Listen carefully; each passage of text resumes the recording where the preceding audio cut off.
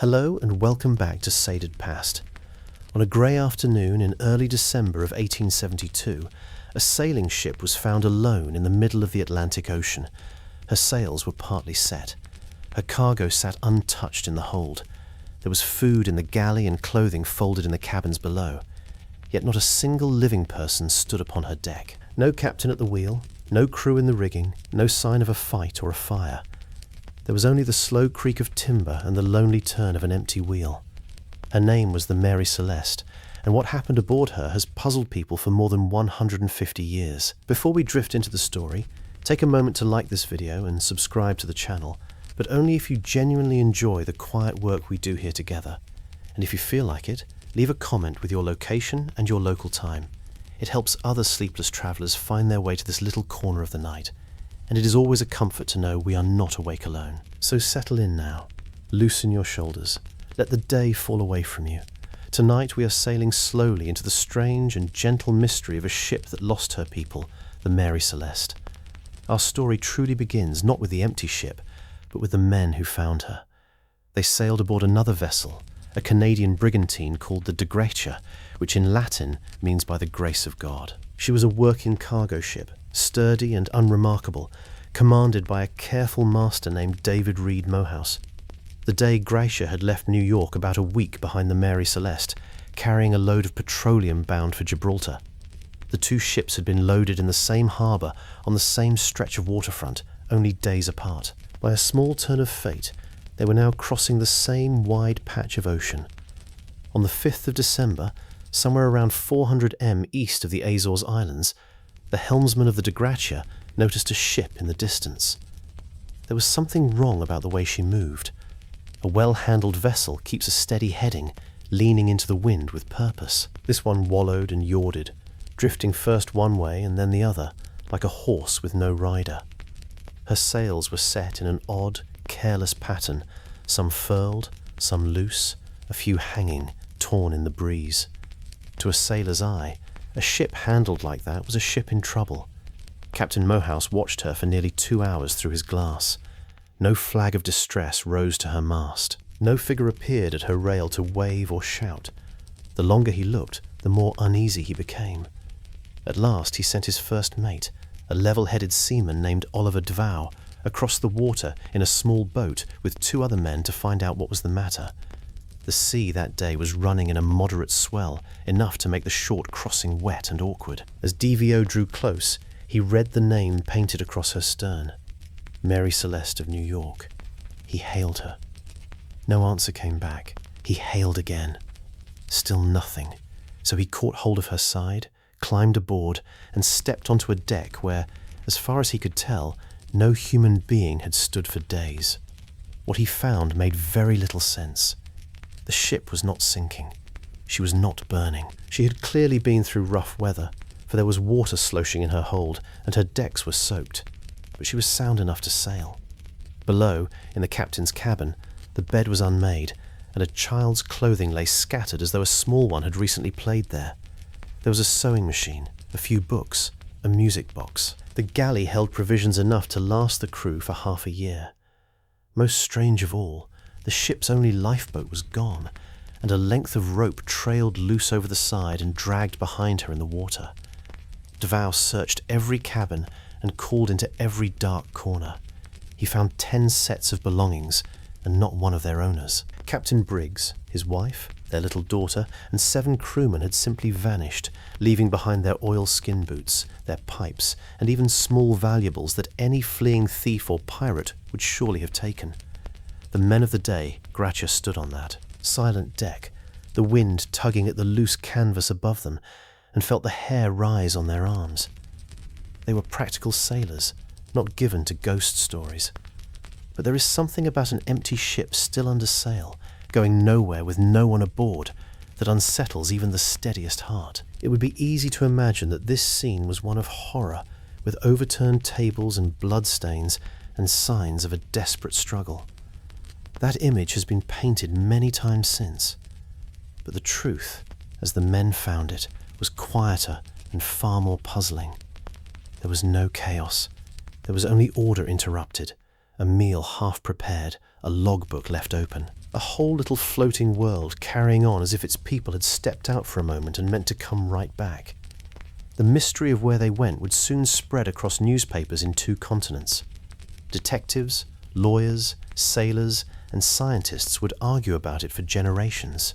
Some would whisper of pirates, others of mutiny, others of monsters from the deep. Yet to understand what truly may have happened on those Atlantic waters, we have to sail backward in time past that grey December afternoon, all the way to a quiet shipyard on the coast of Nova Scotia, where this unlucky vessel was first built.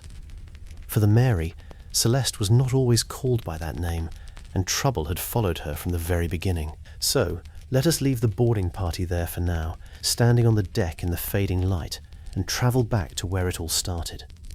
Born under an unlucky star, the ship that the world would come to know as the Mary Celeste began her life with a different name, in a different country, under a colder sky. She was built in 1861 at a small shipbuilding settlement called Spencer's Island on the shore of the Bay of Fundy in Nova Scotia, Canada. This was a place where the tide rises higher than almost anywhere on Earth, and where nearly every family had some hand in the building or sailing of wooden ships. The men there knew timber and rigging the way farmers know soil. When they laid her keel, they meant her to be a fine, hard-working trading vessel. She was a brigantine, which means a 2-masted sailing ship rigged in a particular way with square sails on her forward mast and 4.5 sails behind. She measured a little over 100 feet in length and could carry a good deal of cargo for her size. When she was finished, her builders launched her into the bay and gave her the name Amazon. By all accounts, she was a sound ship, well made of local wood. There was nothing cursed in her timbers and nothing wrong with her design. And yet, almost at once, misfortune began to gather around her like fog around a headland. Her very first captain, a man named Robert Mlellan, fell ill only days after taking command on her first voyage. Within a week or so, he was dead. To lose a captain on a ship's maiden voyage was the kind of event that sailors remembered, and sailors have long memories for such things. There is a particular logic to the seafaring mind, which will cheerfully credit a fair wind to good fortune and a sudden squall to a curse, and which had already, after a single death, begun to look at this new ship with a careful sideways suspicion. The bad luck did not stop there. On an early crossing, the Amazon struck fishing equipment off the coast of Maine and had to put in for repair. Later, while passing through the English Channel, she collided with another vessel, a brig, and sent it to the bottom. She herself survived these scrapes, but her reputation did not improve. Then, in 1867, came the accident that nearly ended her story altogether. Caught in a storm off Cape Breton Island, she was driven ashore and badly wrecked. Her owners looked at the broken hull lying on the rocks, decided she was not worth saving, and abandoned her to the sea. This is usually the end of the road for a wooden ship. Most vessels left wrecked on a shoreline are simply picked apart by the waves and by anyone who can use the salvage. But the Amazon had more life in her yet. An American sailor recognized that the hull, though damaged, was still basically sound. He bought the wreck cheaply, refloated her, and brought her down into United States waters, where she changed hands a few more times. In 1868, she came into the possession of American owners, who decided to rebuild her thoroughly and put her back to honest work. They repaired the damaged hull, lengthened her, raised a second deck, and enlarged her so that she could carry considerably more cargo than before. It was, in effect, a new life for an old ship, and like many a creature given a fresh start, she was given a fresh name to go with it. The owners registered her under the United States flag and christened her the Mary Celeste. There is a small puzzle even in the name. It was recorded officially as Mary Celeste, 2 clean words, and that is how it appeared on her papers. Yet over the years, writers would spell it many different ways, and one famous storyteller would later call her the Marie Celeste, a French-sounding version that stuck so firmly in popular memory that millions of people still use it today, even though it was never her real name. We will come to that storyteller in good time. For now, it is enough to know that the ship sailing under the American flag in 1872 was a rebuilt, renamed, and much altered version of the unlucky Amazon. To the men who sailed her, none of this old history would have meant a great deal. Sailors did not usually dwell on a ship's past so long as she floated and answered her helm. The Mary Celeste, in her rebuilt form, was was a perfectly serviceable cargo carrier, neither grand nor shabby. She had a snug captain's cabin at the stern, quarters for the crew toward the bow, and a wide hold in the middle for whatever goods she was hired to carry. She had crossed the ocean before without disaster. There was no reason on paper to expect anything other than another ordinary voyage. But ships, like people, carry their histories with them, whether anyone speaks of them or not. This one had been launched into death, scraped through collisions, wrecked and abandoned, and raised again under a borrowed name. By the autumn of 1872, she was owned by a small group of investors in New York, one of whom would also command her on her fateful trip. He was a careful, religious, experienced sea captain who trusted in good seamanship and steady habits, far more than in luck or superstition. His name was Benjamin Briggs. And to understand the heart of this mystery, we must come to know the man who stood at her wheel. So let us turn now from the ship to her captain and to the quiet New England town that shaped him, the captain from Marion. Benjamin Spooner Briggs was born in 1835 in the small coastal town of Wareham, Massachusetts, and grew up nearby in a place called Marion on the southern shoulder of the state, where the land reaches out into the cold Atlantic. To be born in such a town in those years was very nearly to be born to the sea. The harbour was full of masts. The talk in the kitchens and on the wharves was of voyages and cargoes, of storms survived and ports reached. Briggs came from a true sailing family, the kind in which the men went to sea as naturally as other men went to a workshop or a field. His father was a sea captain. So were several of his brothers. The Briggs household was one of those New England families whose fortunes rose and fell with the tide, and whose sons learned the ropes in the most literal sense, almost as soon as they could walk a deck without falling. Young Benjamin took to it well. He was not a wild or reckless boy grown into a reckless man. By every account that survives, he was serious, steady, and deeply religious, a careful planner who did not take foolish chances. These were exactly the qualities that made a good shipmaster in an age when a captain's judgment stood between his crew and the bottom of the sea. By the time he reached his 30s, Briggs had years of command behind him. He had captained several vessels and sailed the long, hard routes across the Atlantic and into the Mediterranean. He had weathered the ordinary terrors of the sailing life, the gales, the calms, the sickness, the slow grind of weeks out of sight of land. He had a reputation among owners and sailors alike as a sober and reliable man, the sort you could trust with a valuable cargo and a crew of other men's sons. In a profession where drunkenness and brutality were common enough, Briggs ran a temperate ship and did not permit hard liquor aboard for the crew, which tells us something about the kind of order he kept. He had also done something that not every sailor manages. He had built a settled and loving family life on the shaky foundation of a career spent mostly away from home. In 1862, he married Sarah Elizabeth Cobb, the daughter of a minister, a thoughtful and well-educated woman who shared his faith and his temperament. Together, they had 2 children, a son named Arthur and a daughter named Sophia Matilda. Briggs was devoted to them, and the long separations of a sailor's life weighed on him. Like many captains of his time, he sometimes solved this problem in the only way available, by bringing his family along with him to sea. This was not as strange as it might sound to us now.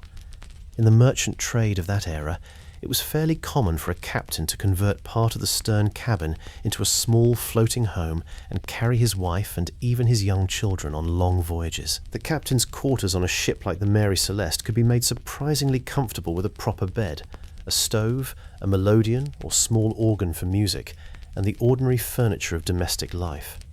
For a woman like Sarah, who might otherwise spend half her marriage waiting on shore for letters, the chance to sail with her husband was a way of keeping the family whole. And so, as the voyage of 1872 was being planned, Briggs made a fateful and entirely ordinary decision. He would take Sarah and their little daughter Sophia with him across the Atlantic. Sophia was not yet 2 years old. Their son, Arthur, who was 7, would stay behind in Massachusetts with his grandmother so that he could continue his schooling. It was a sensible arrangement the kind families made all the time. No one could have guessed that it would mean a mother and her baby daughter sailing straight into one of history's most enduring riddles. Briggs had a financial stake in this voyage as well, not merely a wage. He had bought a share in the Mary Celeste herself, becoming one of her part owners alongside a New York merchant named James Winchester and a few others. This mattered. A captain who owns part of his ship is a captain with a powerful reason to keep her safe, to avoid needless risk, and to bring her home. It is one of the quiet facts that argues against some of the wilder theories about what happened. Briggs was not a desperate man with nothing to lose.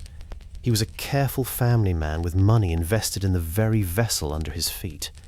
In the days before sailing, he wrote cheerful letters home. He described the ship as in fine order and seemed pleased with how the loading was going. There is a letter from Sarah to her mother-in-law written from New York that speaks of ordinary things, of arrangements and small worries, of the kind of practical domestic detail that fills the days before any long trip. There is nothing in those letters of dread or premonition. They read like the words of people preparing for an ordinary passage that they fully expected to complete. That perhaps is the most haunting thing of all. The people who boarded the Mary Celeste were not adventurers courting danger. They were a respectable, careful captain, his educated wife, their small child, and a hand-picked crew setting out on a routine commercial voyage that thousands of ships made safely every year. To understand how such ordinary people could vanish so completely, we need to understand the world they sailed in. A world entirely powered by wind and canvas, by skill and patience, and by a kind of courage so common in that age that nobody thought to remark upon it. Let us look now at the great age of sail in which they lived, a world moved by wind. To picture the world of 1872, you must first take away nearly everything that hums and glows in our own. There were no engines on the open ocean for ships like the Mary Celeste. There was no radio, no way to call for help or to hear a warning. Once a sailing ship passed beyond the sight of land, she was utterly alone. A small wooden world carrying her people across thousands of miles of water with nothing but cloth and rope and human skill to move her. If something went wrong out there, no rescue could be summoned because no one ashore even knew where she was. This was the great age of sail in its late afternoon. Steamships already existed and were beginning to take over the busiest routes, but the oceans were still crowded with thousands of wind-driven merchant vessels carrying the ordinary goods of the world. Cotton, coal, grain, timber, oil, wine, and 100 other cargoes moved from port to port in the holds of these ships. The men who sailed them were the unseen labourers of a growing global trade, and their work was hard, dangerous, and badly paid. A sailor's life was measured in months at sea, in cramped quarters, in monotonous food, and sudden peril. The ships themselves were marvels of practical engineering, though no one called them that. A vessel like the Mary Celeste might carry several thousand square feet of sail spread across her two masts, all of it controlled by a web of ropes that a skilled crew could adjust to catch the wind from almost any direction. Setting and trimming those sails was exhausting. Skilled labour often done high in the rigging in freezing wind or driving rain. The crew worked in shifts called watches around the clock, for the wind does not keep business hours, and a ship must be sailed by night as surely as by day. Navigation was an art as much as a science. With no satellites and no electronic aids, a captain found his position using the sun and stars, a sextant, an accurate clock, and a set of printed tables. By measuring the angle of the noon sun and comparing the time, he could work out roughly where on the great curve of the earth his ship had reached. Between these careful observations, he relied on dead reckoning, which meant estimating his position from his speed and heading, and the hours elapsed. It was a method full of small uncertainties, and a good captain checked it constantly. Briggs, by all accounts, was very good at it indeed. The dangers of this life were many and ever present. Storms could rise with terrible speed and drive a ship onto rocks, or simply overwhelm her with towering seas. Calms could trap a vessel for days or weeks, baking the crew under the sun and dwindling their water. Fire was a constant fear, for a wooden ship soaked in tar and loaded with flammable cargo could burn to the waterline in a matter of minutes. Disease moved easily through close quarters, and there were the more uncertain hazards of the deep sea, the freak waves, the sudden waterspouts, the unmapped chess, all of which a sailor learned to respect. Yet for all its hardship, the merchant sailing world ran on a kind of quiet competence that we can scarcely imagine today. These voyages happened by the thousand, year after year, and the great majority of them ended uneventfully, with the ship reaching her port and unloading her cargo and turning around to do it all again. The sea took its toll, but the toll was the exception, not the rule. Ordinary men did extraordinary things as a matter of routine and thought nothing of it. To survive a storm that would terrify any of us was simply Tuesday's work for a deep water sailor. The routes themselves were ancient and well-travelled. A ship leaving New York bound for the Mediterranean would head out into the broad Atlantic, swinging southward and eastward to catch the prevailing winds, passing in the general direction of the Azores Islands. Those 9 green dots of Portuguese land far out in the ocean before bending toward the narrow gateway of the Strait of Gibraltar. Beyond that, straight lay the warm and crowded Mediterranean with its ports at Gibraltar, Genoa, Naples, and 100 other towns where cargoes were bought and sold. This was the path the Mary Celeste was meant to follow, a familiar highway of water that countless captains knew by heart. It is worth pausing to feel the loneliness of it. We live in an age where a person can be found almost anywhere on Earth within moments. In 1872, a ship in the middle of the Atlantic occupied a kind of pocket outside the reach of the rest of mankind. Whatever happened aboard her happened in complete privacy, witnessed by no one but her own people and recorded, if at all, only in her log. When those people were gone, the ocean kept their secret as thoroughly as a sealed room. This is the central reason the Mary Celeste mystery has never been solved. There were no outside witnesses. There could not be. Into this enormous, silent, wind-driven world, the Mary Celeste was about to sail, carrying her captain, his family, her crew, and a hold full of a particular and rather dangerous cargo. To understand what may have driven 10 people off a sound ship in the middle of the ocean, we must look closely at what she was carrying and how she was loaded in the busy port of New York. The answer to the whole mystery may well have been sitting quietly in her hold the entire time. So let us go down to the waterfront and watch her take on her cargo. Barrels, cargo, and harbour days. In the autumn of 1872, the harbour of New York was one of the busiest places on earth. The waterfront bristled with masts, a forest of them, as ships from every corner of the world crowded the piers to load and unload. Steam tugs nosed among the sailing vessels. Carts rattled over the cobbles, loaded with goods. Stevedores shouted and heaved. The air smelled of salt water, tar, smoke, horse, and the 1,000 mingled scents of commerce. It was here at a pier on the East River that the Mary Celeste lay, taking on the cargo that would carry her name into legend. That cargo was alcohol, but not the kind of person would care to drink. She was loaded with 171 barrels of crude industrial alcohol, a product also called denatured alcohol, bound for Genoa in Italy. There it would be used in the fortifying of wine and in various manufacturing processes. This was a perfectly ordinary commercial shipment, the sort of thing that moved across the Atlantic all the time. But it is a detail of enormous importance to our mystery, because alcohol of this kind is both flammable and volatile, meaning it gives off fumes that can build up and under the right conditions ignite or explode.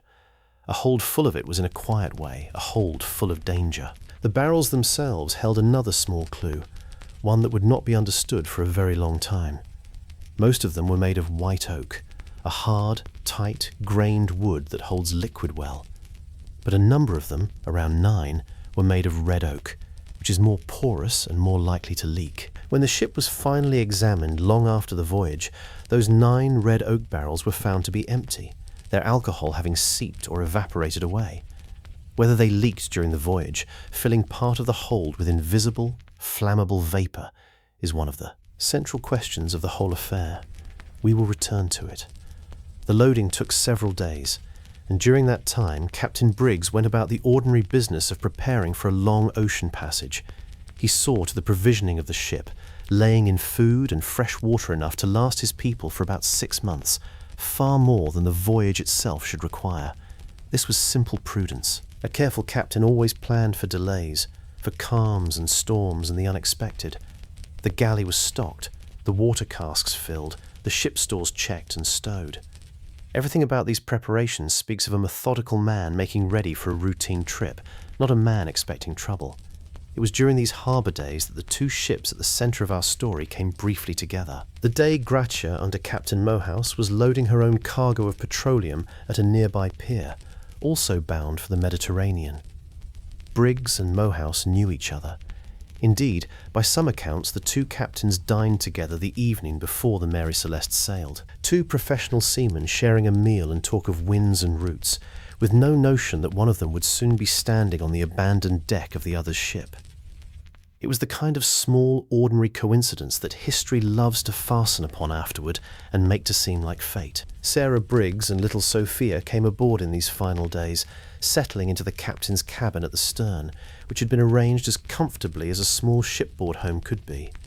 Sarah brought her sewing machine, that melodeon for music, books, and the small domestic items that turn a bare cabin into a place where a family can live. She wrote to her mother-in-law from the ship, mentioning that she hoped the voyage would be a pleasant one, and FTing mildly over the ordinary details that occupy anyone before a long trip. There is, again, nothing in her words but calm expectation. The crew, too, came aboard in these days. 7 men carefully chosen by Briggs for their good character and skill. We will meet them properly in a moment. For now, it is enough to picture the ship filling up with life, with the captain's family in the stern, the sailors forward, the barrels packed tight in the hold below, and the great folded sails waiting on their yards. The Mary Celeste was becoming, as every ship does before a voyage, a small and self-contained world, provisioned and peopled, and ready to be cut loose from the land. There was a brief delay before departure on account of weather. Briggs, ever cautious, waited out a spell of unfavourable conditions rather than push out into a contrary wind, holding his ship at anchor for a day or two until the sky improved. This too is the mark of the careful seaman. He would not risk his ship, his cargo, and his family for the sake of a slightly earlier start. When the weather settled, he was ready, and on the 7th of November, the Mary Celeste at last prepared to leave the harbour and begin her crossing. The cargo in her hold would prove to be one of the great silent characters in this drama. For years, people searching for an explanation would imagine pirates, monsters, and murder, while the truth may have been sitting all along in those barrels of volatile alcohol, breathing out their invisible fumes in the dark of the hold. But before we follow the ship out to sea, we should know the people who sailed her, the ordinary working sailors whose names the world would soon be guessing at. Let us meet the crew of the Mary Celeste and watch her cast off into the Atlantic, a family at sea. Before the ship slips her moorings, it is worth pausing to imagine the lives of the people who were about to live for weeks inside her wooden walls, and to look more broadly at the world they came from, for this is the one place in our story where we will linger over the ordinary texture of daily life in that age. The Mary Celeste carried in effect 2 small worlds within her. At the stern lived the captain's family in the relative comfort of the master's quarters. Forward lived the crew in the plainer style of working sailors. The gap between those 2 worlds tells us a great deal about the society of the time. The Briggs family belonged to the respectable middle ranks of New England life, the world of ship captains, ministers, merchants, and skilled tradespeople. These were not wealthy aristocrats, but they were comfortable, educated, and proud of their standing. A sea captain in that era was a man of real authority and some social weight, more like the manager of a travelling business than a common labourer. Sarah Briggs, as a minister's daughter, would have been raised to read, to write graceful letters, to play music, and to keep a careful, pious household. The melodeon she brought aboard, a small reed organ, was exactly the sort of refined object a family of their class prized. Their daily food, even at sea, reflected this comfortable standing. The captain's table would have been supplied with better fare than the crew's, with tinned goods, preserved fruits, good coffee and tea, perhaps a barrel of apples, ham, cheese, and whatever fresh provisions could be kept on land. A family like theirs in 1872 ate plainly but well, with plenty of bread, butter, salted and fresh meat, fish, potatoes, pies, and the heavy puddings that New Englanders loved. Sugar and spices, once luxuries, were now within reach of the middling sort. The kitchen was the heart of the home, ruled by the woman of the house, and a great deal of a wife's day went into the slow, skilled labour of cooking, preserving, and baking. Their clothing too marked their place in the world. A respectable woman like Sarah wore long, full dresses of cotton or wool, layered over a corset and several petticoats, modest and carefully made, with her hair pinned up beneath a bonnet when she went out. A captain ashore might wear a dark coat, a waistcoat, and a proper hat, dressing not so very differently from a clergyman or a banker. Children were dressed as small adults in miniature versions of grown-up clothes, which is why little Sophia's clothing aboard the ship looked so much like a tiny copy of her mother's. There were no casual clothes as we know them. Even ordinary days called for buttoning, lacing, and layering. The crew, by contrast, lived in the world of the common working man, and their lives were harder and plainer in every way.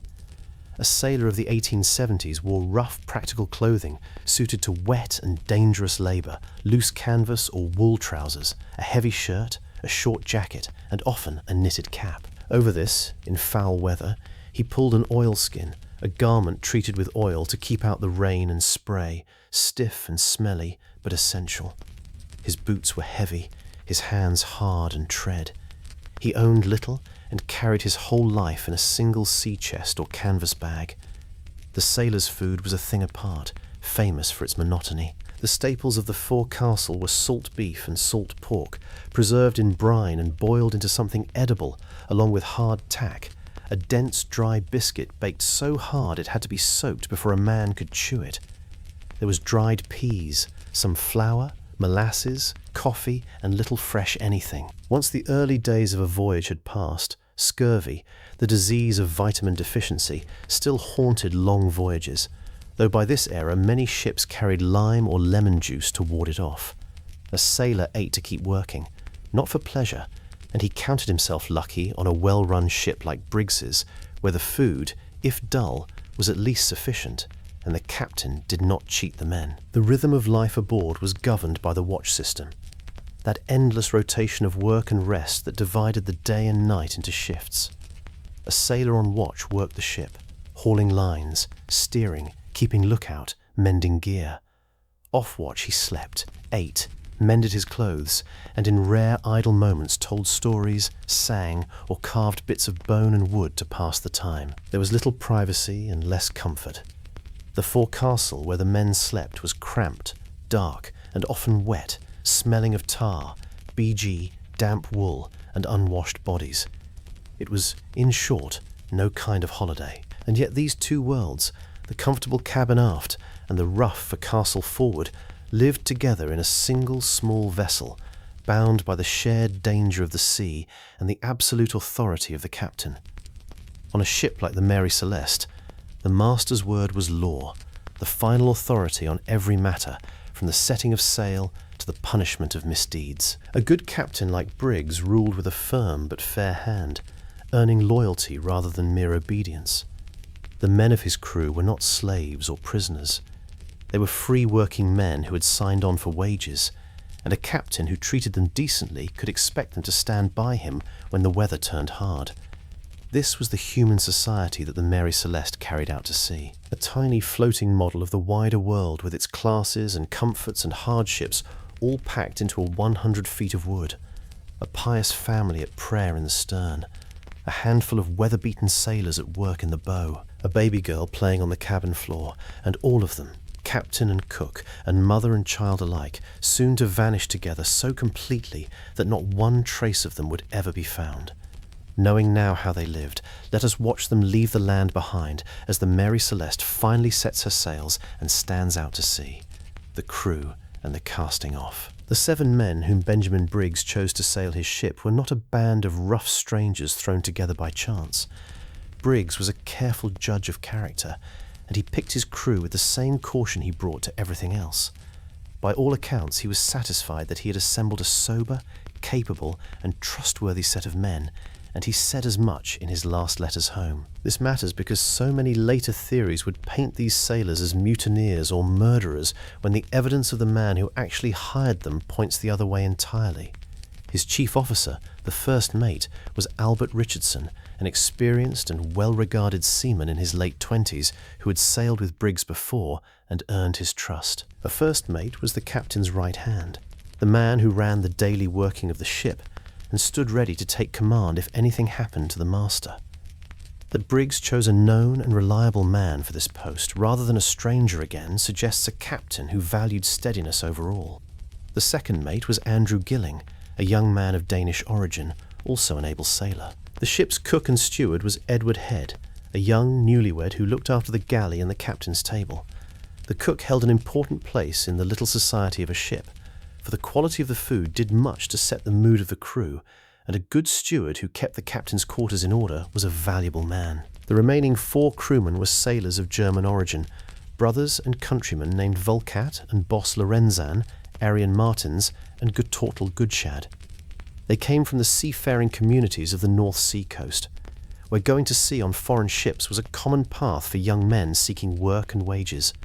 There is a small detail in the record that speaks well of them. In a letter, Briggs or his wife noted approvingly that these German sailors seemed to be good, quiet, capable men. Sarah, in her writing home, expressed mild reservations only about whether she would be able to understand them easily. A wholly ordinary concern about language, not character. There is nothing in any contemporary account to suggest that these were dangerous or untrustworthy men. They were, as far as anyone knew, exactly what they appeared to be. Hard-working foreign sailors taking honest work on an American ship. So here was the full company of the Mary Celeste, 10 souls in all. Captain Benjamin Briggs, his wife Sarah, their daughter Sophia, who was not yet 2 years old, the first mate Richardson, the second mate Gilling, the cook Head, and the 4 German seamen. They were a cross-section of the maritime world of their day, an American captain and his New England family, a few American officers, and a handful of European sailors, all bound together for a voyage across the Atlantic to Italy. None of them, we may be sure, gave a thought to the possibility that they were sailing into history. On the 7th of November, 1872, after the brief delay for weather, the Mary Celeste finally cast off. A steam tug took her in tow and pulled her down through the crowded harbour and out past the great anchorage, helping her clear the land before she could rely on her own sails. This was ordinary practice, for a sailing ship had a hard time manoeuvring in a crowded port, and was glad of a tug's help to reach open water. As she was towed out, Briggs took the unusual but sensible step of anchoring once more near Staten Island to wait out one last stretch of poor weather, again refusing to push his ship into a contrary wind. For about 2 days, the ship lay there, so close to land that Sarah was able to send a final letter ashore to her mother-in-law. It was a calm, affectionate, entirely ordinary letter, full of small domestic matters and warm regards, the last words anyone on land would ever receive from any soul aboard.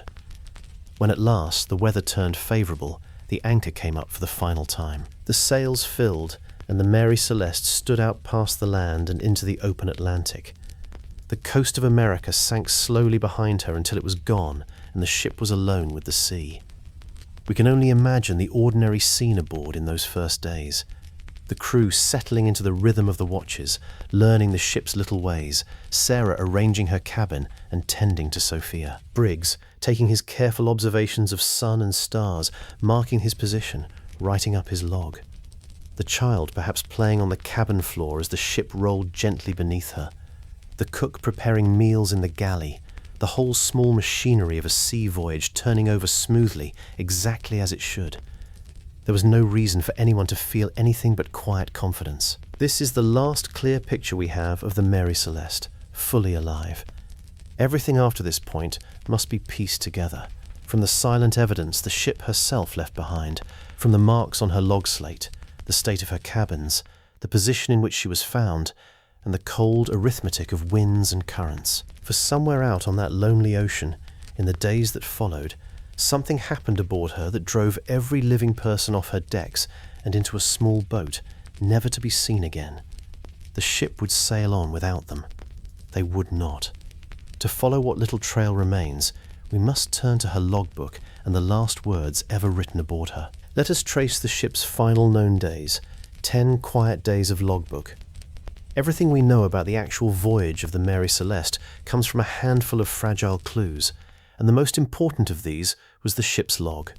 A captain kept a daily record of his ship's progress, noting the date, the weather, the winds, the distance covered, and the ship's calculated position. On a working vessel, these entries were often jotted first onto a log slate, a kind of erasable board, before being copied neatly into the permanent logbook. When the Mary Celeste was boarded, both the logbook and the log slate were found, and between them they sketched the outline of an ordinary, uneventful crossing right up to the point where the record simply stops. The voyage began well enough. After leaving the American coast behind, the ship made her way out into the Atlantic, following the familiar eastward route. The early entries described the sort of mixed weather any November crossing would bring, with periods of fair sailing and stretches of strong wind. There is nothing alarming in them. The ship was making good progress. The crew was managing her competently, and Briggs was tracking his position with his usual care. Day after day, the small black numbers march across the page, a quiet diary of a ship doing exactly what she was built to do. As the weeks passed, the Mary Celeste worked her way across the broad ocean toward the Azores, those Portuguese islands that served as a kind of waypoint on the route to the Mediterranean.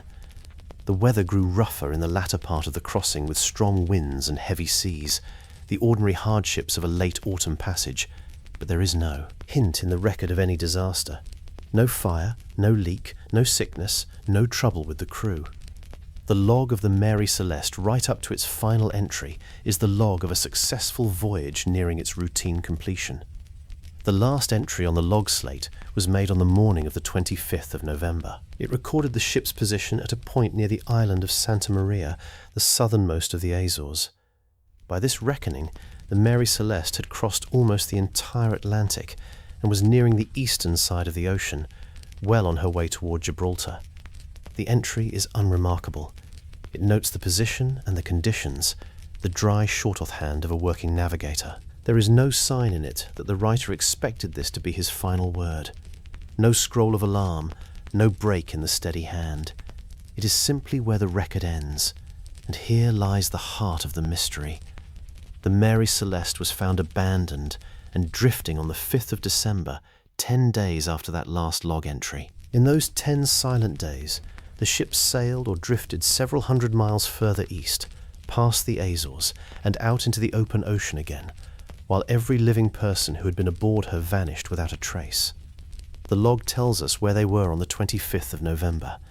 It tells us nothing at all about what happened next. Whatever drove 10 people off that ship occurred in the blank space after the final entry, witnessed by no one and recorded nowhere. We can, however, draw a few careful conclusions from the position of that last entry in the place where the ship was found. The Mary Celeste was discovered considerably to the east of Santa Maria, which means that after the people left her, she continued to make her way across the water under her remaining sails, drifting and sailing on the wind for days. A ship does not stay still on the ocean. Even abandoned, with her sails set as they were, she would keep moving, pushed along by wind and current. The distance she covered in those days with no one to steer her helps experts estimate roughly when the abandonment must have happened. The general view is that the people left the ship on or around the 25th of November, very close to the time of that last log entry, somewhere in the vicinity of the Azores. Whatever the cause, it did not happen in the middle of a great storm at the height of the crossing, but rather as the ship was nearing the islands in conditions that the log describes as difficult but not catastrophic. This is an important clue. It means the people did not abandon ship in a moment of obvious, overwhelming disaster, like a fire raging out of control or the vessel sinking beneath them. The ship, after all, was still perfectly afloat and seaworthy when she was found. So, we are left with a strange and specific puzzle. On a sound ship, in weather that was rough but survivable, with months of food and water aboard, and no sign of violence or catastrophe, an experienced and cautious captain made the extraordinary decision to put every single person, including his own wife and infant daughter, into a small, open boat and to leave the safety of his ship for the open sea. That is not a decision any sensible captain would make lightly. Something must have frightened Briggs badly enough to make the deck of his own ship seem for a moment more dangerous than a tiny boat on the wide Atlantic. What could that something have been? To get closer to an answer, we must look at the rest of the evidence the ship preserved, the curious state of her decks and cabins, the missing lifeboat, the trailing rope, the open hatches, and the water in her hold.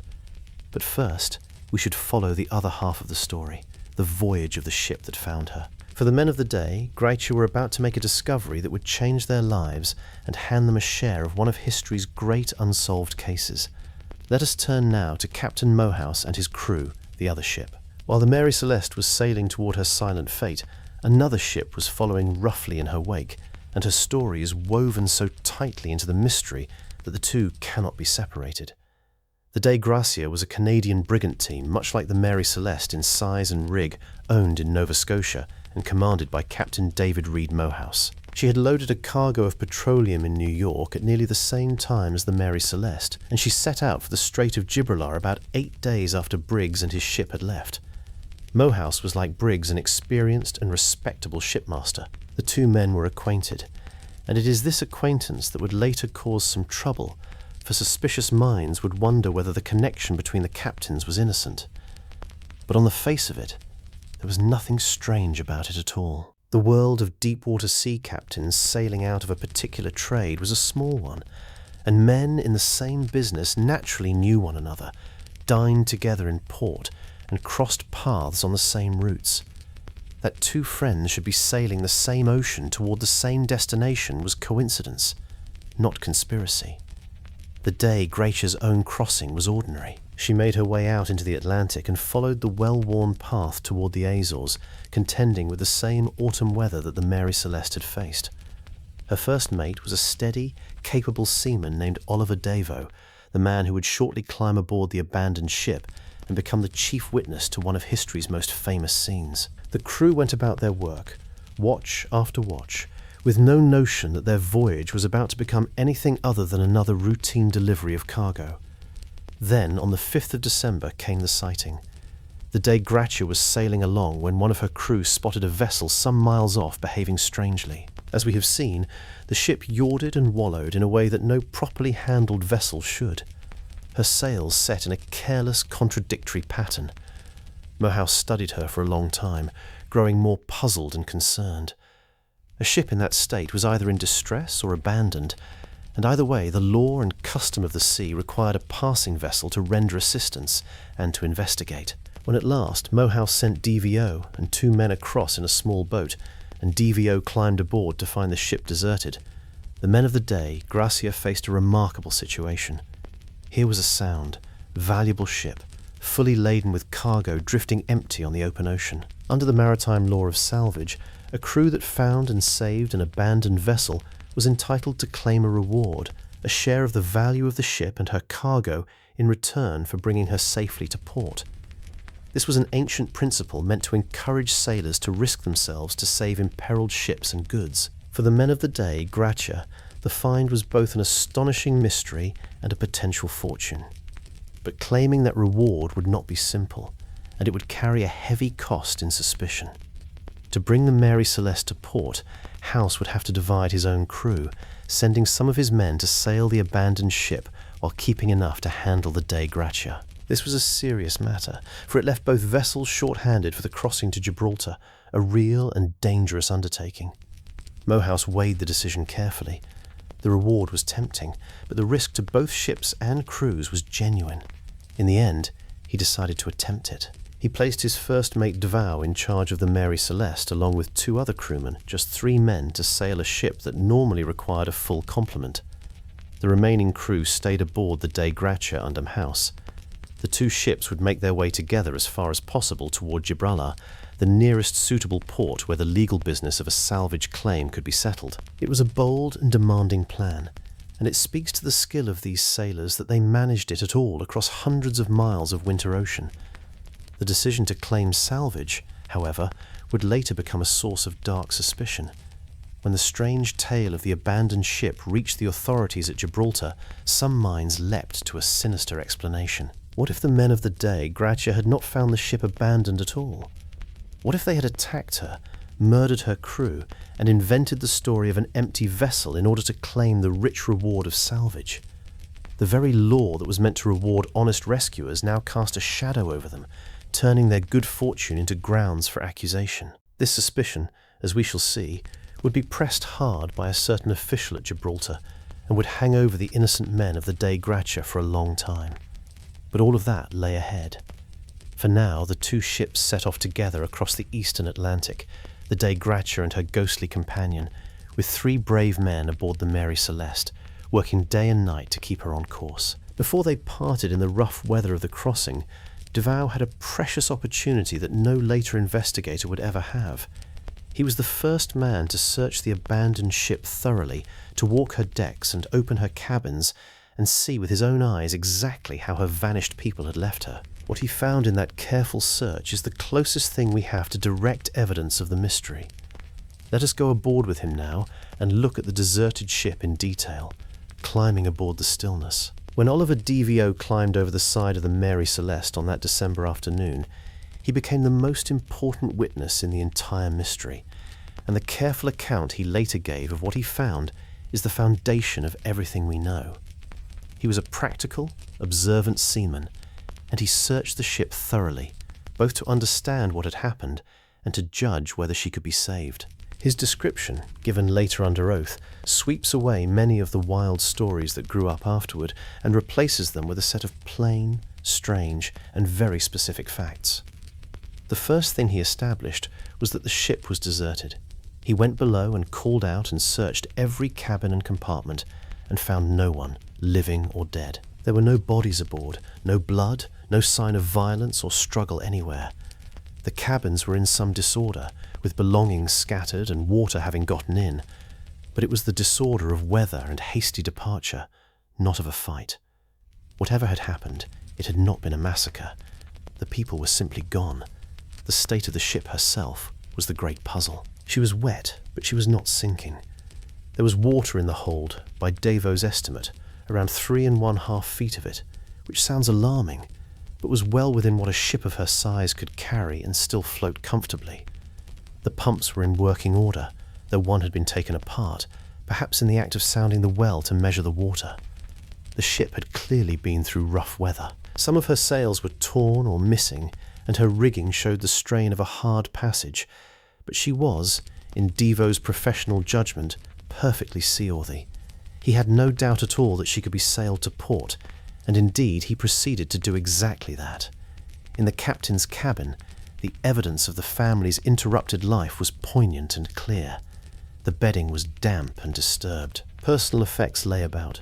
Sarah's melodeon was there, and books and the small belongings of a domestic household. The child's things were scattered as a small child scatters them. None of the valuables had been taken.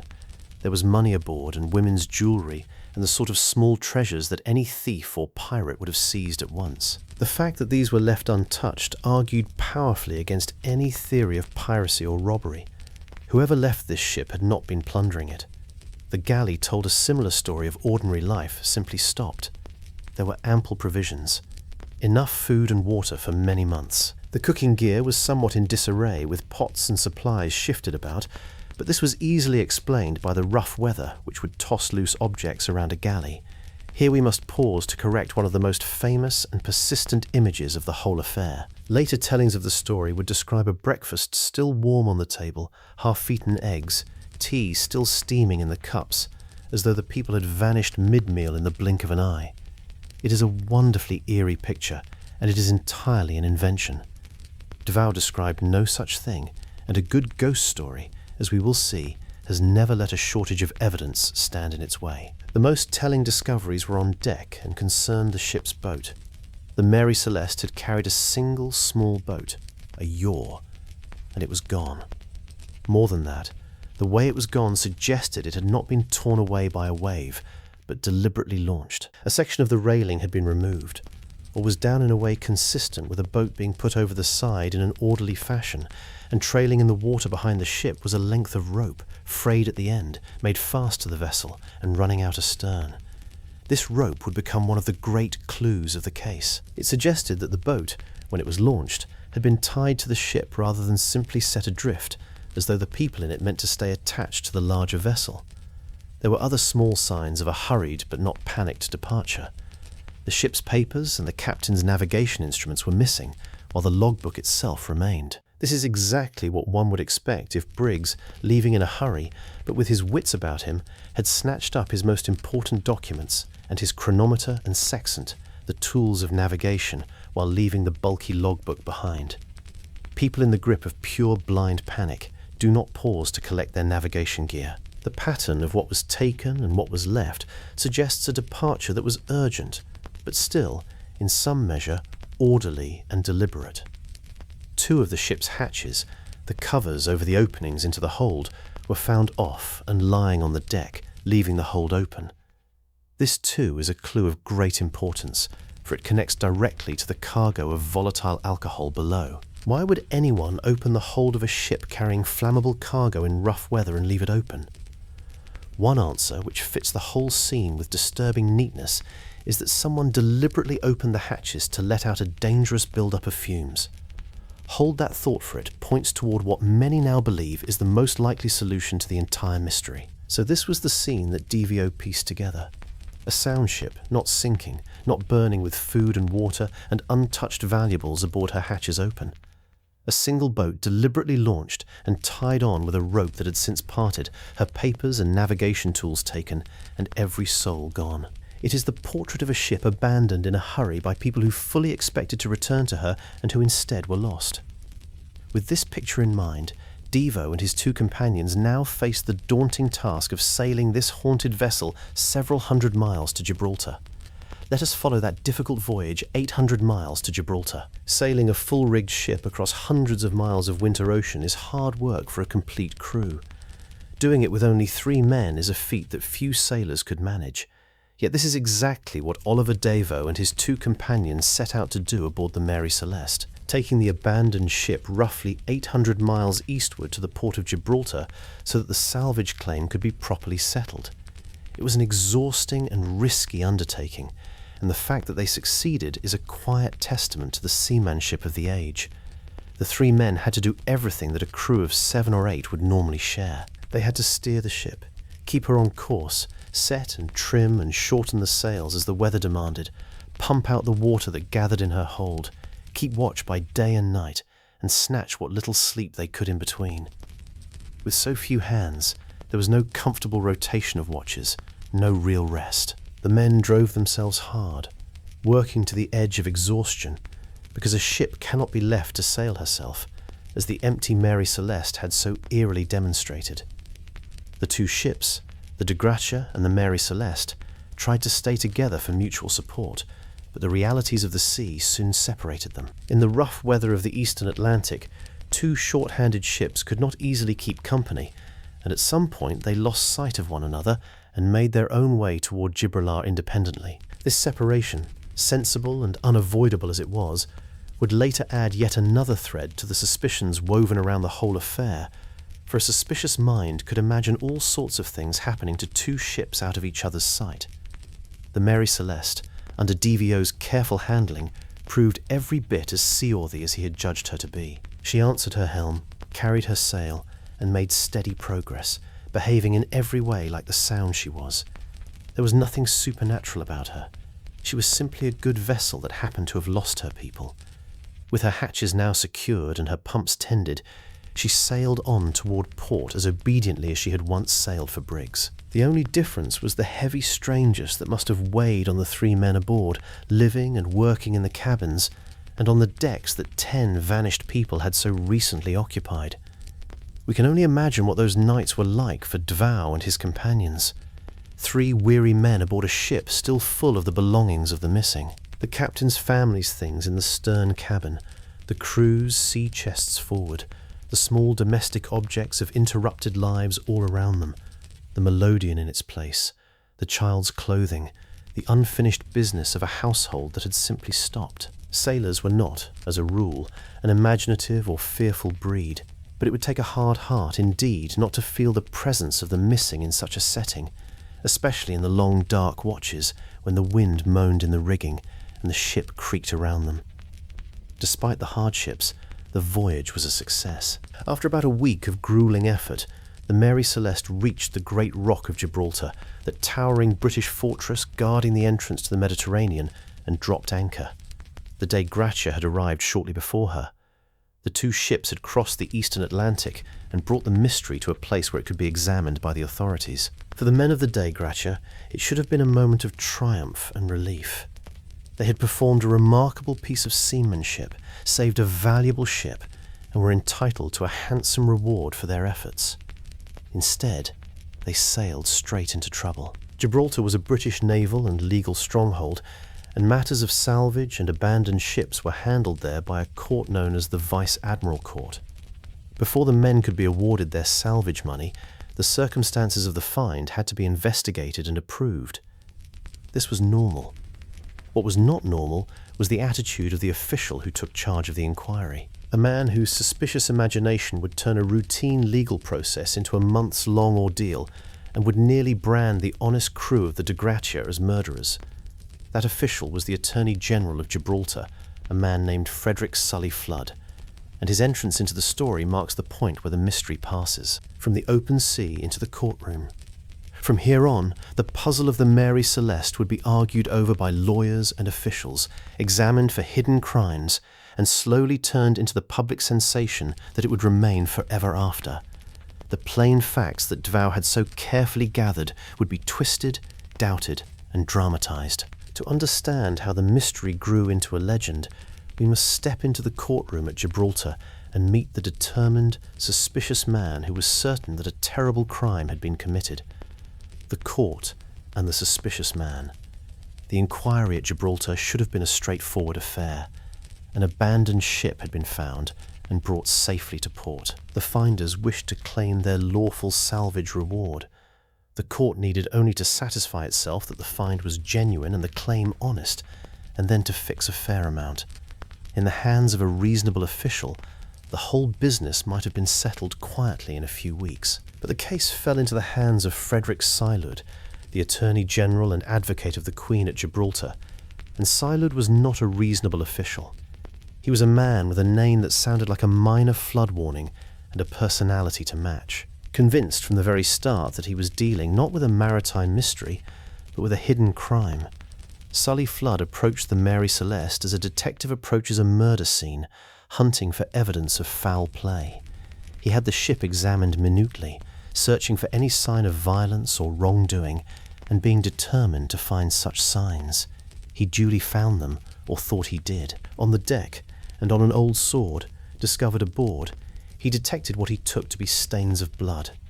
To his suspicious eye, here at last was proof.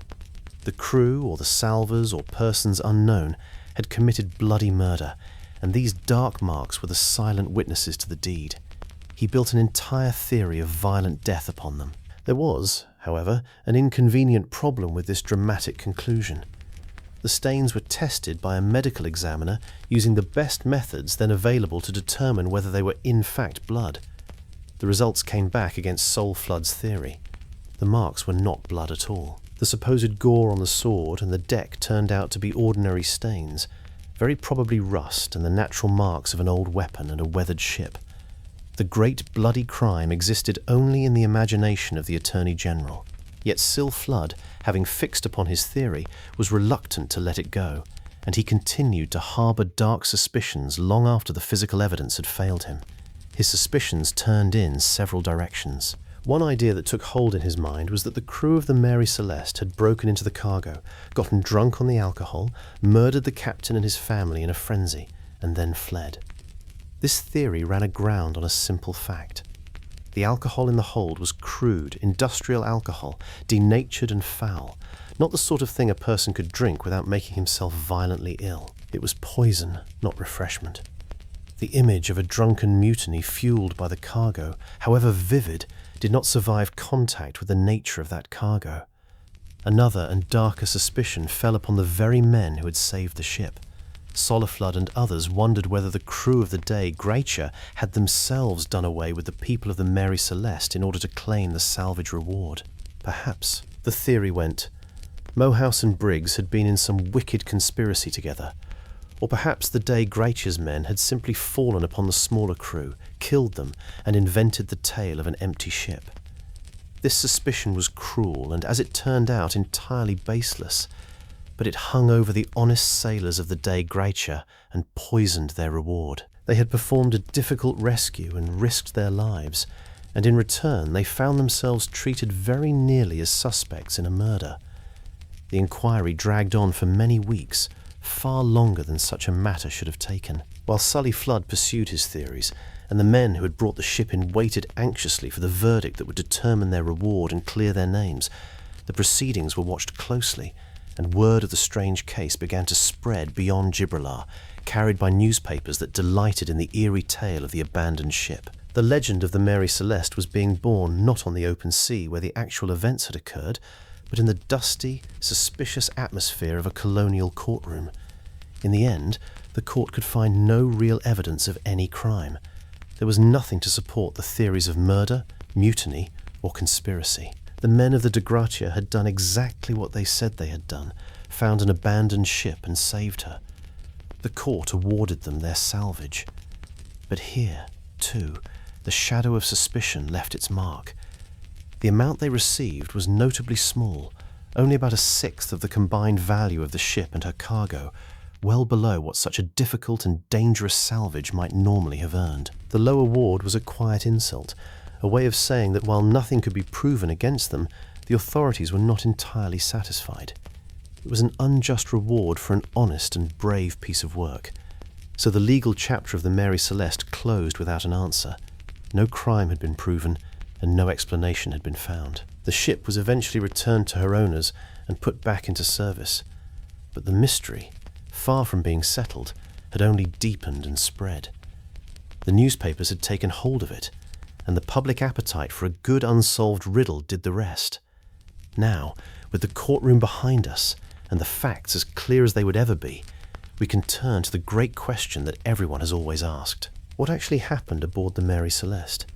It is time to examine the theories one by one, and to find among them the quiet and rather convincing answer that the evidence itself suggests. Every possible answer. Once the bare facts of the Mary Celeste became public, the world set about explaining them, and the explanations have never stopped coming. Over the years, the empty ship has attracted every kind of theory, from the carefully reasoned to the frankly absurd. It is worth walking through the main ones in turn, because in sorting the plausible from the impossible, we come surprisingly close to a solution that fits all the strange facts at once. Begin with the wildest ideas, the ones that have nothing to recommend them but their entertainment value. Over the decades, people have blamed the disappearance on sea monsters rising from the deep to pluck the crew from the deck, on giant squid, on ghostly forces, on alien abduction, and on mysterious zones of the ocean where ships and people simply vanish. These notions make for fine campfire tales, but they explain nothing and rest on no evidence whatever. A giant squid does not tidily launch the ship's boat and tie it on with a rope, nor does a ghost remove the captain's navigation instruments while leaving his logbook behind. We can set these aside with a clear conscience. Consider next the theory of piracy. On the surface, it seems plausible enough, for the seas of the world were not entirely free of robbers, and an attack by pirates would certainly explain a vanished crew. But the physical evidence flatly contradicts it. Pirates attack ships in order to steal, and the Mary Celeste had not been robbed. The valuables were still aboard, the money, the jewellery, the cargo itself worth a great deal. No pirate in history has ever boarded a ship, murdered her crew, and then politely declined to take a single thing of value. The untouched riches aboard the Mary Celeste closed the door on piracy as firmly as anything can. The theory of mutiny is more serious, and was favoured by Sully Flood himself. In this version, the crew rose against Captain Briggs, killed him and his family and officers, and fled. But this too struggles against the facts. There were no bodies, no blood, no signs of a struggle. The crew had been carefully chosen and were by every account decent men. And again, the cargo that supposedly fueled their drunken violence was undrinkable industrial alcohol. A mutiny also leaves the question of where the mutineers went, for they too vanished utterly in the same small boat as everyone else. A successful mutineer does not usually arrange to disappear along with his victims. What about the possibility of natural disaster overtaking the ship suddenly? Some have suggested a waterspout, a kind of tornado at sea, which might have struck the vessel, caused chaos, and frightened the crew into abandoning her. A waterspout could even explain the water in the hold and the disturbed state of the ship. There is something to this, for the sea does produce such violent and localized phenomena, But a waterspout alone does not quite account for the orderly, deliberate nature of the departure, the carefully launched boat, the taken navigation instruments, the open hatches. It is a piece of the puzzle, perhaps, but not the whole of it. This brings us to the explanation that most modern investigators find the most convincing, the one that ties together nearly every strange clue into a single, coherent and very human story.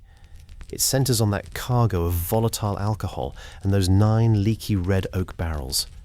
Recall that when the ship was finally unloaded, those 9 barrels were found empty, their contents having seeped away. In the close, warm air of the hold during the voyage, that escaping alcohol would have filled the space with invisible, flammable vapor.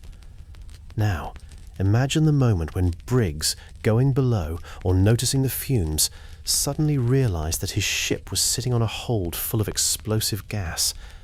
The theory runs like this: a build-up of alcohol vapor, perhaps accompanied by a frightening rumbling sound, or even a small, harmless flash or venting as the gas escaped, convinced Briggs that his ship was in imminent danger of blowing up beneath his feet. This would explain the open hatches, thrown off to release the deadly fumes. Faced with what he believed was a floating bomb carrying his wife and infant daughter, the cautious captain made a fateful decision. He ordered everyone into the ship's boat to wait at a safe distance until the danger passed. Crucially, he did not cut the boat loose.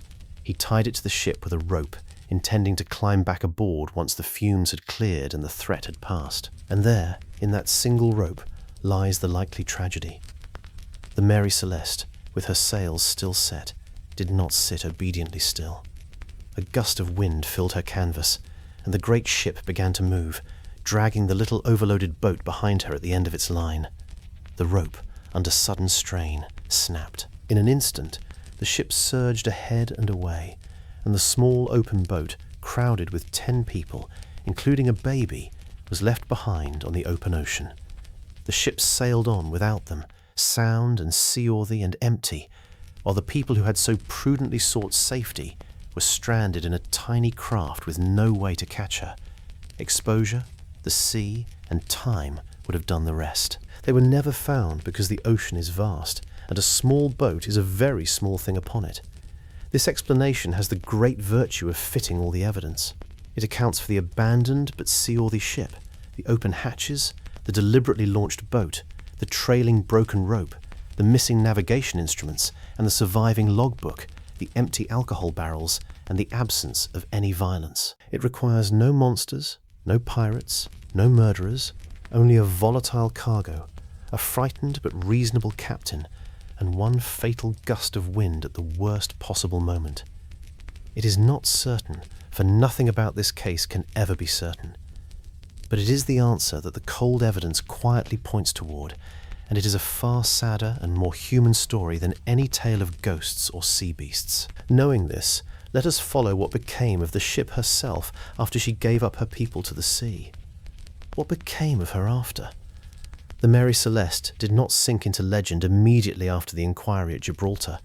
She was, after all, still a sound and valuable ship, and her owners had every reason to put her back to work. Once the legal proceedings were concluded and the salvage settled, she was returned to service and resumed her career as an ordinary cargo carrier. But something had changed. Word of her strange history had spread among sailors, and the maritime world, ever superstitious, had marked her as an unlucky ship, a vessel touched by something dark. From this point on, the Mary Celeste struggled to escape the shadow of her own story. She changed hands repeatedly over the following years, passing from owner to owner. Sailors were reluctant to sign aboard her, for no seaman likes a ship with a reputation, and a vessel from which an entire crew had mysteriously vanished was about as bad a reputation as a ship could have. She failed to make money for her successive owners, dogged by her notoriety, and perhaps by simple bad commercial luck. The original misfortune that had haunted her since her days as the Amazon seemed to cling to her still, as though the ship had never quite shaken off the curse that the sailors had whispered about at her very first launching. Her end, when it came, was neither mysterious nor accidental, but sorted and deliberate. In 1885, the Mary Celeste came into the hands of an owner who, together with a captain named Gilman Parker, devised a scheme to defraud the insurers. The plan was to load the ship with a cargo that would be falsely described as far more valuable than it really was, then deliberately wreck her and claim the inflated insurance money on both ship and cargo. It was a crude and dishonest plot, the kind of insurance fraud that has tempted dishonest ship owners in every age. Captain Parker carried out the scheme by running the Mary Celeste deliberately onto a coral reef called the Rochechelet Reef off the coast of Haiti in the Caribbean. He drove the old ship onto the rocks on purpose, meaning to destroy her and collect the money. But the plan went wrong. The ship did not break up and sink as cleanly as the conspirators had hoped, and when the insurance claim was investigated, the fraud began to unravel. The cargo proved to be worthless rubbish dressed up as valuable goods, and the suspicious circumstances of the wreck drew the attention of the authorities. The conspirators were brought to trial, and the scandal of the deliberate wrecking became public. There is a grim little footnote to the affair. It was said that the men involved in the fraud met unhappy ends soon afterward, including Captain Parker himself, who was reported to have died not long after the trial. To the superstitious, this seemed only fitting, one final proof that the Mary Celeste destroyed those who mistreated her.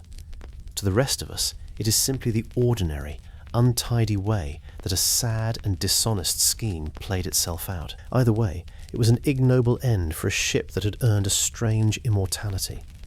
The vessel that had survived collisions, wrecks, and one of history's great mysteries was finally killed off on purpose for a fistful of fraudulent insurance money on a Caribbean reef. That might have been the end of the Mary Celeste altogether, a half-remembered curiosity fading from the newspapers. But the ship was about to be given a second and far more powerful life. Not as a vessel of wood and canvas, but as a legend in print. And the man who would do more than anyone to fix her firmly in the world's imagination was not a sailor or a historian at all, but a young and as yet unknown doctor with a gift for storytelling. A man named Arthur Conan Doyle. In 1884, before the real ship had even met her end on the reef, the young Conan Doyle, who would later create the great detective Sherlock Holmes, published a short story inspired by the mystery. He called it The Statement of a Man Named Habakkuk Jefferson, and it presented itself as the supposed eyewitness account of a survivor of the abandoned ship. Conan Doyle was writing fiction, and he reshaped the facts freely to suit his dramatic purposes. He invented a tale of racial revenge and murder aboard the ship, filled in the gaps with vivid and entirely imaginary detail, and produced a gripping yarn that had only the loosest connection to what had actually happened. Two things about Conan Doyle's story proved enormously influential. First, he changed the ship's name, calling her the Marie Celeste with that French spelling instead of her true name of Mary Celeste. This small error, carried along by the popularity of the tale, took roots so deeply in the public mind that to this day a great many people know the ship only by the wrong name. Second, and more importantly, his story established many of the eerie fictional details that the public would forever after believe were true, including the famous image of the meal abandoned Miding. The legend, in other words, was largely written by a novelist, and the world has been confusing his fiction with the facts ever since. The real mystery was strange enough on its own. What grew up around it was stranger still, and far less true. Let us close, then, by looking at the long afterlife of the legend, and at what we can honestly say we know, the mystery that would not sink. More than 150 years have passed since the Mary Celeste was found drifting and empty in the eastern Atlantic, and in all that time, the world has never quite let her go. She has become one of those rare events that pass out of history and into something more like folklore, retold endlessly in books, articles, films, and late-night conversations. Her name a kind of shorthand for any baffling and total disappearance. Few ordinary cargo voyages of the 1870s are remembered at all. This one is remembered everywhere, and it is worth asking at the end of our journey just why this particular puzzle has held the human imagination so tightly for so long. Part of the answer lies in the peculiar completeness of the mystery. Many disappearances leave behind some clue. A body, a wreck, a witness, a final cry for help. The Mary Celeste left behind almost the opposite. She left behind everything except her people. The ship survived, the cargo survived, the food, the belongings, the very logbook survived. Only the human beings were gone and gone so cleanly that not one trace of them was ever recovered. There is something deeply unsettling about a disappearance that takes the people and leaves their world intact, as though they had been quietly erased from a scene that otherwise carried on without them. Another part of the answer lies in the cast of characters and the poignancy of the human story. This was not a ship of hardened adventurers who had caught danger. It was a careful, decent captain, his educated and gentle wife, and their baby daughter, together with a crew of ordinary working men, all setting out on a routine voyage, and all swallowed up together. The presence of the mother and the small child gives the story a tenderness that a tale of rough sailors alone would lack. We feel the loss of that little family in a way that mere statistics of shipwreck never convey. The mystery is not only strange, it is sad, and the sadness keeps it alive. We should be honest at the close about what can and cannot be known. The plain truth is that no one will ever be completely certain what happened aboard the Mary Celeste. The only witnesses died in a small boat on the open ocean, and they left no account. Everything beyond the bare physical evidence is reconstruction and reasoning.